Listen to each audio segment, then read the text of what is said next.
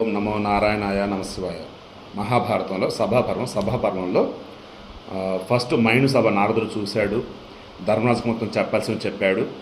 ఆ తర్వాత ధర్మరాజు అన్నాడు, మా సభ చూశారు కదా నారద, దీనికన్నా ఇంకా గొప్ప సభలు ఎక్కడన్నా ఉన్నాయా ఈ లోకంలో అంటూ ఉన్నాడు.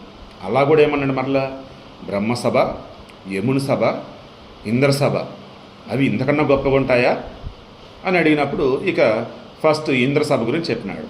నెక్స్ట్ యముని సభ గురించి చెప్పినాడు. ఆ యముని సభ గురించి కంటిన్యూషన్. యముని సభలో ఇంతకుముందు చెప్పిన వారే కాకుండా మరెందరో పితృరాజు అయినటువంటి యముని సభలో సభ్యులు, వారి పేర్లను కర్మలను పరిగణించడం అసాధ్యం, చెప్పలేము అసలు ఎవరు ఏంటని. కుంతినందన ఆ యమసభ బాధారహితమైనది, అక్కడ బాధలే ఉండవు. యమలోకం అంటారు కదా, చాలా బాగుండిద్ది అంట.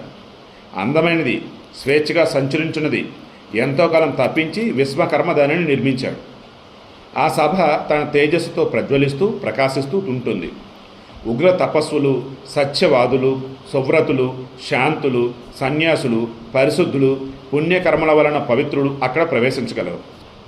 వారంతా తేజోవంతమైనటువంటి శరీరం, నిర్మల వస్త్రాలు ధరించి ఉంటారు. వారందరూ చిత్రమైన భుజాలంకారాలు, చిత్రమైన హారాలు, ప్రకాశించే కుండలాలు ధరించి ఉంటారు. తమ తమ పుణ్యకర్మలు, వస్త్రాభరణాలు వారికి విభూషణాలు. మహాత్ములైనటువంటి గంధర్వులు గుంపులు గుంపులుగా అచ్చరులు ఆ సభలో నుండి సర్వ విధాలైనటువంటి వాద్యాలతో, నృత్య గీతాలతో, హాస్య లాస్యాలతో ఆనందింపజేస్తారు. ఆ సభలో నిత్యము అన్ని వైపుల దివ్య పరిమళాలు, పవిత్ర శబ్దాలు, దివ్యమాలలు సన్నిహితాలై ఉంటాయి.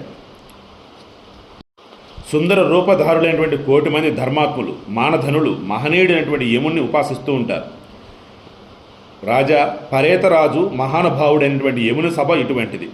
ఇక పుష్కరాది తీర్థాలతో ప్రకాశించే వరుణ సభను గురించి చెప్తా. వరుణుడు వర్షాన్ని కురిపించే దేవుడు, ఆయన సభ.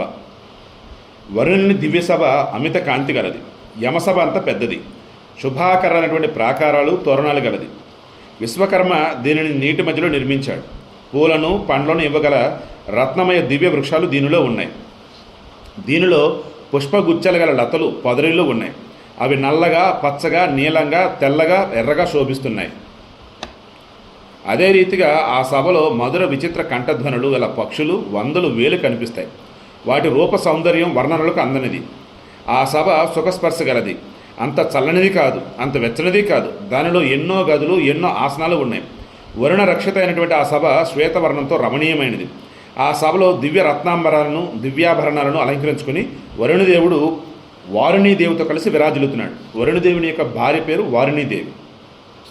ఇంద్రుడి యొక్క భార్య పేరు ఐ థింక్ శచీదేవి. యముని భార్య పేరు నో ఐడియా, మీకేం తెలిస్తే చెప్పండి. అంటే ఐడియా ఉంది, బట్ ఇప్పుడు ఐడియా రావట్లేదు. ఆ సభలో వరుణదేవి కూర్చున్నాడు. రైట్. దివ్యమాలలు, దివ్య గంధాలు, దివ్యాను లేపనాలు ధరించినటువంటి ఆదిత్యగణం ఆ సభలో వరుణదేవుని ఉపాసిస్తుంది.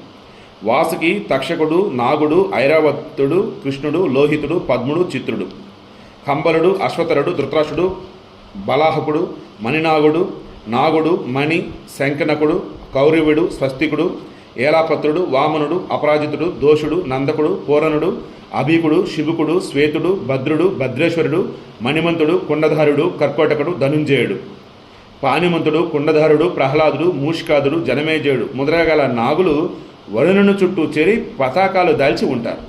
సో మొత్తం నాగులు ఎక్కువ వరుణలోకంలో ఉంటారు, వరుణ సభలో. వరుణుడు అనంతునికి ఆసనమిచ్చి సత్కరిస్తాడు. వాసుకి మొదలైన వారు శేషుని అనుమతితో ఆసనాలపై కూర్చుంటారు. యుధిష్ఠిరా, వీరు ఇంకా చాలామంది నాగులు ఆ సభలో సేదతీరి వరుణుని సేవిస్తారు. విరోచనసుతుడు, బలిచక్రవర్తి, పృథ్వీ విజేత నరకాసురుడు, ప్రహ్లాదుడు, విప్రచిత్తి, కాలకంజుడు, సుహానుడు, ధృముకుడు, శంకుడు, సుమనుడు, సుమతి, ఘటోదరుడు, మహాపాషుడు, క్రధనుడు, పెటరుడు, విశ్వరూపుడు, స్వరూపుడు, విరూపుడు, మహాశిరుడు, రావణుడు, వాలి, మేఘవాసుడు, దశావరుడు, టిట్టిపుడు, విటభూతుడు, సంహాదుడు, ఇంద్ర తాపసుడు మొదలైనటువంటి దైత్య దానవగణం మనోహర కుండలాలను, సుందరహార కిరీటాలను, దివ్య వస్త్రాభరణాలను ధరించి నిత్యము ధర్మపాశధరైనటువంటి వరుణదేవిని ఉపాసిస్తూ ఉంటారు. ఈ దైత్యులంతా వరాలను పొంది శౌర్య సంపన్నులే చిరంజీవులైనారు.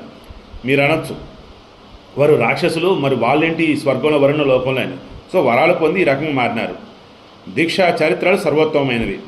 ఇక అదే తీరున 4 సముద్రాలు గంగా, కాళింది, విదిశ, వేణ, నర్మద, వేగవాహిని ఓకే, అదే తీరున 4 సముద్రాలు, గంగా, కాళింది, విదిశ, వేణ, నర్మద, వేగవాహిని నదులు అక్కడ ఉంటాయంట.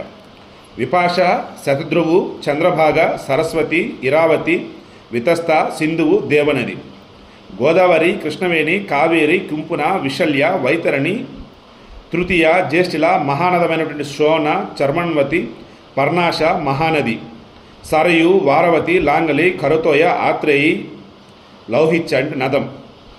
ఈ నదులు లంగతి, గోమతి, సంజ, త్రిశ్రోతసి మొదలైనటువంటి లోక విఖ్యాత తీర్థాలను వరుణుని సేవిస్తూ ఉంటాయి. సో నదులు, తీర్థాలు, సముద్రాలు, రాక్షసులు, నాగులు ఇవన్నీ వరుణుల లోపల ఉంటాయి. సమస్త నదులు, జలాశయాలు, సరస్సులు, బావులు, వాగులు, చెరువులు, మడుగులు, సర్వదిక్కులు, భూమి, పర్వతాలు సమస్త జలచర ప్రాణులు రూపాలు ధరించి మహాత్ముడైనటువంటి వరుణుని ఉపాసిస్తూ ఉంటాయి. సో ఇవన్నీ కూడా ప్రాణం ఉన్నవే, ఎక్కడ ఉంటే వరుణుల లోపల ఉంటాయంట. గంధర్వులు, అప్సరోగణాలు అందరూ కూడా గీతవాద్యాలతో వరుణుని ప్రస్తుతిస్తూ ఉపాసిస్తూ ఉంటారు. రత్నమయ పర్వతాలు, రూపాలను ధరించిన రసాలు అక్కడ మధుర కథలను వినిపిస్తూ ఉంటాయి. వరుణుని యొక్క మంత్రి శునాభుడు పుత్ర పౌత్రులతో సహా గో, పుష్కర నామాలు గల తీర్థాలతో పాటు వరుణుని సేవిస్తుంటాడు. వీరంతా దేహదారులై లోకపాలకుడైన వరుణుని ఉపాసిస్తారు. నేను గతంలోనే అంతటా సంచరిస్తూ రమణీయమైనటువంటి ఈ వరుణ సభను చూశాను. ఇక కుబేర సభను గురించి కూడా విను. నారదుడిలా చెప్తున్నాడు, రాజా, కుబేర సభ 100 యోజనాల పొడవు, 70 యోజనాలు వెడల్పు కలది. దట్ మీన్స్ చిన్నది అన్నట్టు. ఏది? ఇంద్రుడు, వరుణుడు, యముని యొక్క సభతో పోస్తే కుబేరుడి సభ చిన్నది. వాళ్ళు ఏకంగా యోజనాలు వచ్చేసి ఒక్కొక్కరు 1000 యోజనాలు దాదాపు ఉన్నాయి. ఇది 100 యోజనాలే. ఇక విప్రవసుని కొడుకు కుబేరుడు దీనిని తపస్సు చేసి సాధించాడు. శ్వేతకాంతితో అది వెన్నెలను తిరస్కరిస్తూ కైలాస శిఖరం వల్ల భాషిస్తుంది. గుహ్యకులు దీనిని మోస్తుంటారు. ఆ సమయంలో అది ఆకాశాన్ని అంటినట్టుగా ప్రకాశిస్తుంది. దివ్యమైన స్వర్ణమయమైనటువంటి ప్రాసాదాలతో అది విరాజిల్లుతోంది. మహారత్నాలతో, చిత్రవర్ణాలతో, దివ్య గంధాలతో, తెల్లని మేఘాల వంటి ఆకృతితో మనోహరమై అది గగనసీమలో ఈదులాడుతున్నట్లు కనిపిస్తుంది. ఆ కుబేర సభ బంగారు వన్నెలతో అలంకరింపబడినటువంటి గోడలతో మెరుపుల వలె ప్రకాశిస్తూ దివ్యంగా ఉంటుంది. ఆ సభలో కుబేరుడు విచిత్ర ఆభరణాలు, విచిత్ర వస్త్రాలు ధరించి ప్రజ్వలించే కుండాలు అలంకరించుకుని దివ్యాసనాలు, దివ్యపాద పీఠాలు కలిగి సూర్య తేజస్సుతో ప్రకాశిస్తున్న దివ్య సింహాసనపై కూర్చొని ఉంటాడు. 1000 కొలది స్త్రీలు ఆయనను చుట్టి ఉంటారు. సో ఈ కుబేరుడు చుట్టూత బోలెడంతమంది స్త్రీలు అంట. ఉదర మందార వృక్షాలను కదిలిస్తూ సౌగంధికావన, అలక, పుష్కరిణి, నందనవనాల సౌరభాన్ని మోస్తూ హృదయానందకరంగా వీస్తూ చల్లని గాలి ఆ కుబేరుని సేవిస్తూ ఉంటుంది. సో భూలోకంలో కూడా ఎక్కడ డబ్బు ఉంటే ఆ డబ్బు చుట్టూతో ఆడవాలంటే ఇదేనేమో మరి. దానికి తోడు అద్భుతమైనటువంటి సౌకర్యాలు.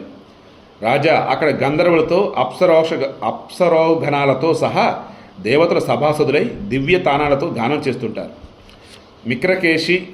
మిశ్రకేశి, రంభ, చిత్రసేన, శుచిస్మిత, చారునేత్ర, ఘృతాచి, మేనక, పుంజికస్థల, విశ్వాసి, సహజన్య, ప్రమ్లోచ, ఊర్వశి, ఇర, వర్గ, సౌరభేయి, సమీచి, బుద్భుద, లత మొదలైనటువంటి 1000 కొలది నృత్య గీత విశారదైనటువంటి గంధర్వ అప్సర గణాలు కుబేరుని సేవిస్తుంటారు. గంధర్వ అప్సర గణాల యొక్క దివ్య వాద్య నృత్య గీతాలతో నిండి నిరంతరము ప్రతిధ్వనించే ఆ కుబేర సభ మనోరంజకంగా నిండుగా ప్రకాశిస్తుంది. సో ఈరోజు ఇక్కడితో రేపు రిమైనింగ్ కంటిన్యూ చేద్దాం.